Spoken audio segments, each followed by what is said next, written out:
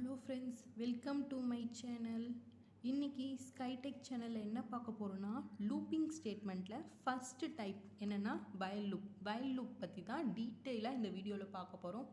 வாங்க வீடியோக்குள்ளே போகலாம். The while loop is an entry control loop. While லூப்புன்றது என்ன? Entry control loop. Because the control condition is placed at the first line. First லைன்லேயே இதுக்கான condition வந்து செட் பண்ணியிருப்பாங்க. அதனால தான் என்ட்ரி கண்ட்ரோல் லூப் அப்படின்னு சொல்கிறாங்க.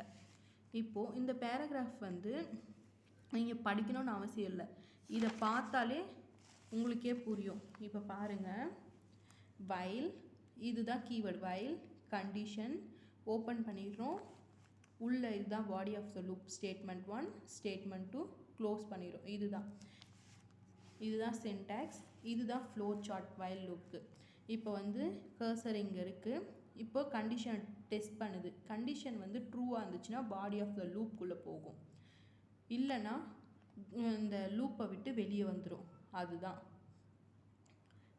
ஃபஸ்ட்டு என்ன பண்ணும், கர்சர் கண்டிஷனை செக் பண்ணும். ட்ரூவாக இருந்தால் பாடி ஆஃப் த லூப்புக்குள்ளே போகும்.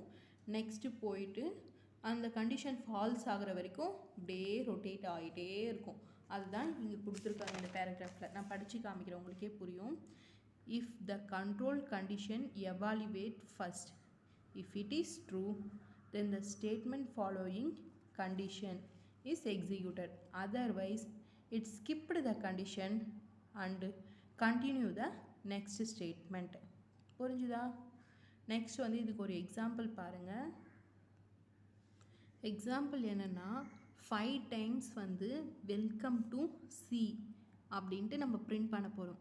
இதுக்கு வயல் கண்டிஷன் இருந்தால் போதும். அதை இன்ஸ்டலேஷன் பண்ண போகிறோம், இன்க்ரிமெண்ட் பண்ணுவோம். அந்த வேரியபிள்ஸ் இன்க்ரிமெண்ட் பண்ணுவோம். எது வரைக்கும் வேணுமோ அது வரைக்கும் இன்க்ரிமெண்ட் பண்ணுவோம். நெக்ஸ்ட்டு என்ன உனக்கு பிரிண்ட் ஆகணுமோ அதை பிரிண்ட் எஃப்பில் கொடுப்போம்.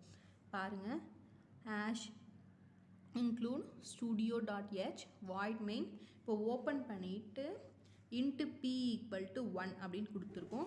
வயல் கண்டிஷனில் வந்து p வந்து less then or equal to 5. Less then or equal to 5னா எத்தனை டைம்ஸ் பிரிண்ட் ஆகும்? 1லேருந்து 2, 3, 4, 5.